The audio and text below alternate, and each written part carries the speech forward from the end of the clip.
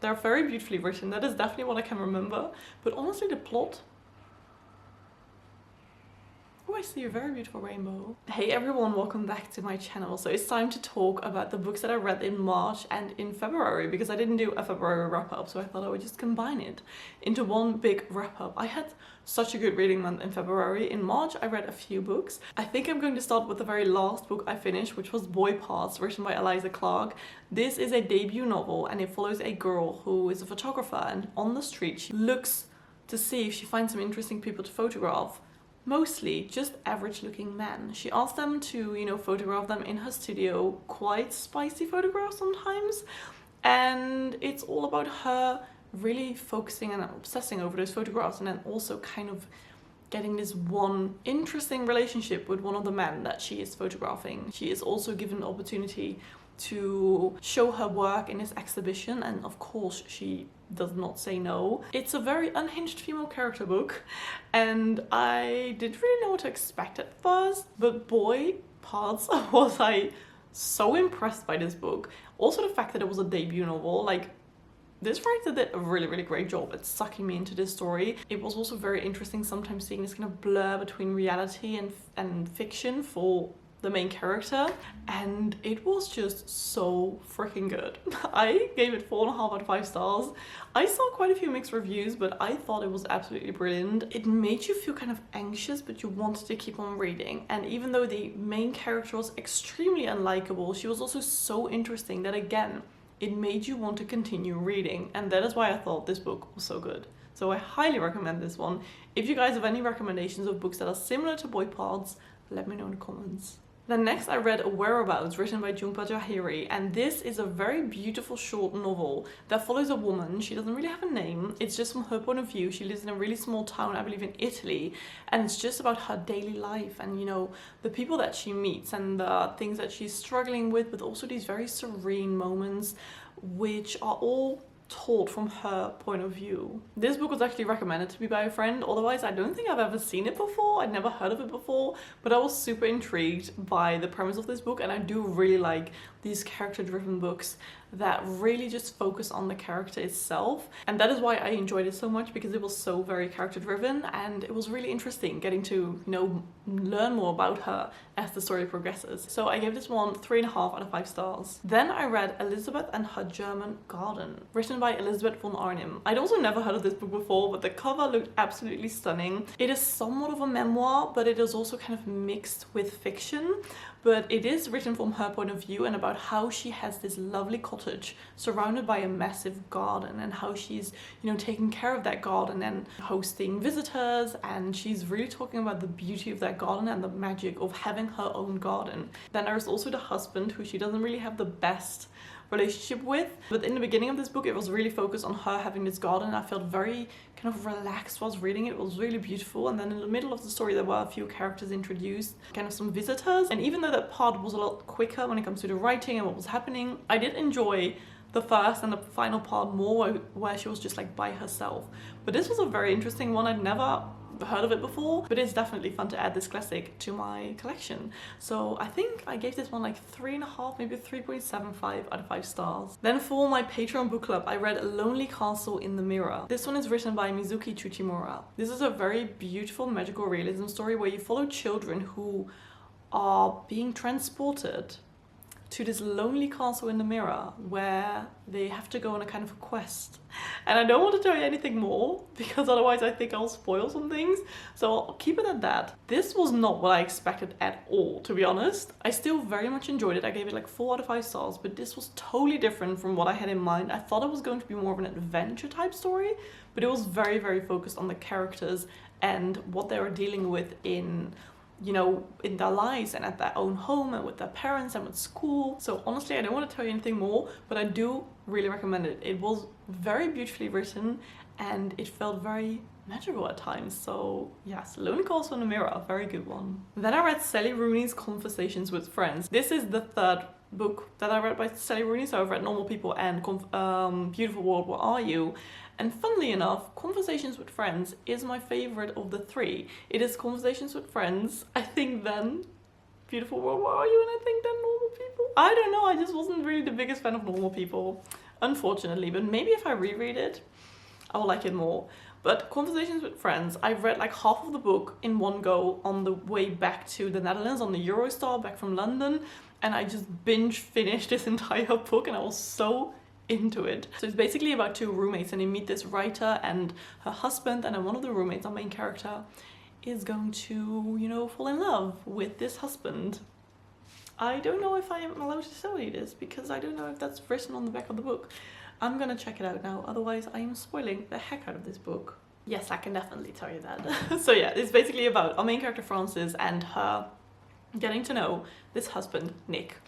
I really enjoyed this one. I thought it was my favorite one out of the three because it was just a little bit quicker. I thought the people were kind of communicating a bit more because like normal people is just, there's zero communication, which means that there is an incredibly annoying plot because these people do not communicate and they don't know what they want. But in this book, they communicated a bit better, hence why I enjoyed it more. So I'm currently also watching the TV show. I'm not that far into it yet. I'm not really into it, to be honest. I'm liking the book more. But yeah, for the three books, I like that one the best. Then I read The Man Who Mistook His Wife for a Hat. This is a non-fiction book full of essays written by a doctor, a neurologist, right? Yeah. So someone who treats people who are struggling with some parts of their brain and how it affects their day-to-day life. And it's very like interesting and quite shocking at times as well. For example, someone who literally mistook his wife for a hat. He could not distinguish between objects and people. He couldn't, you know, remember faces. There was this one person who felt like their leg was not part of their body and they thought like, why is this leg here? I need to throw this leg away, it's in my bed. But then, you know, when they actually threw the leg out of the bed, the person itself jumped after it because the leg was actually attached to the body. Like these type of things, it was incredibly interesting and like quite scary as well at times, because some people who are dealing with like memory loss, super interesting, especially I think if you're studying psychology or like neurosciences. Very interesting. I gave this one like 5 out of 5 stars. It's just a really great non-fiction book. Next I read Wool Gathering, written by Patti Smith. Patti Smith is one of my favorite writers, so I was very happy that I finally found this lovely copy in London, in the Brick Lane bookshop in Shoreditch.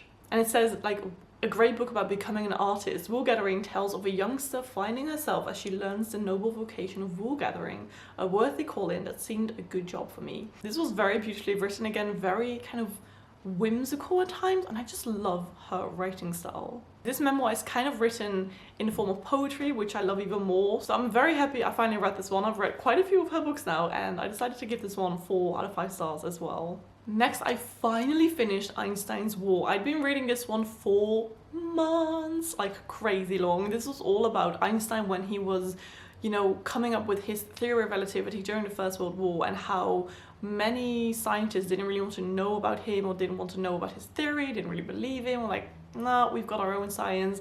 And when one of his friends, Arthur Eddington, was kind of helping him getting his theory out there. And it took me a very long time to read this book, but then in the end I kind of binge read it, and I'm so glad I did because it was so freaking good. It was also really interesting to hear about what it was like living, you know, during the First World War and just his life, you know, during those times. This was very good. I highly recommend it if you're into like science books or Einstein. Next I read Dear Dolly, written by Dolly Alderton. This is a really lovely collection of letters that people wrote to Dolly Alderton, who's a very awesome woman from the UK who is very open about her love life. She's in her 30s. She also wrote a memoir, Everything I Know About Love, which is all about love and, you know, life in your 20s and work and sex and friendship and living, which is one of my favorite memoirs. And now she also combined or like created this little kind of essay collection of people who asked her questions, because she has this fun column where people can ask her a question like, Dear Dolly, I am scared to go on first dates, blah blah blah, what do I do?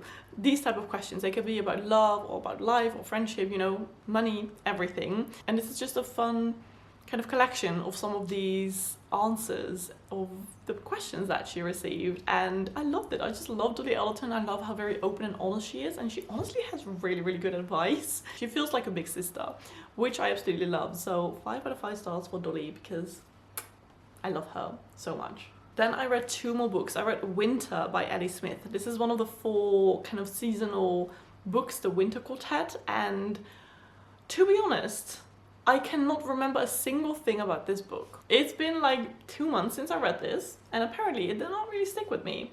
I'm gonna look at my Goodreads to like find the actual plot again.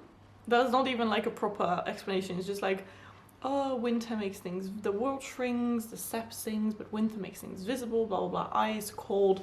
I cannot remember a single thing about this book, which is not a good sign. I also gave it like 3, it says like 2.5/3 stars, so I think I'm gonna make it 2.5, maybe less. They're very beautifully written, that is definitely what I can remember, but honestly the plot... Oh, I see a very beautiful rainbow. But the final book I can definitely remember. It is Betty, written by Tiffany McDaniel, and oh my god, this book was so freaking good.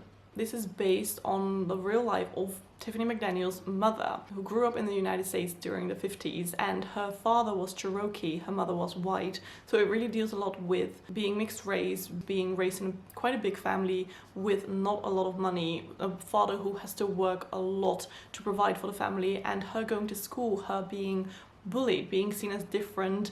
So all of these topics are very much talked about in this book. You follow her life over the course of years, so you really see her grow up. And when I tell you this book was a tough one to read, I mean it. Please just kind of take your time with reading this book. Do read some trigger warnings beforehand. It was just incredibly tragic but beautiful at the same time, heart-wrenching but hopeful. It was just phenomenal. So if you've never picked up this book, please do so. I randomly saw it in a bookstore and bought it because of the cover. Absolutely stunning, and it was totally worth it. So freaking good. 5 out of 5 stars. So these were the books that I read in February and March. I'm going to try to do like monthly wrap-ups again, but March kind of slipped away and then it was already April. So I hope you liked this combined wrap-up. Let me know if you've read any of the books I mentioned, and if you want to comment something but you don't know what to comment, comment a castle emoji, because I talked about a lonely castle in the mirror. Again, thank you so much for watching. Please give this video a thumbs up, and I hope you're having a beautiful day, and I will see you in my next video.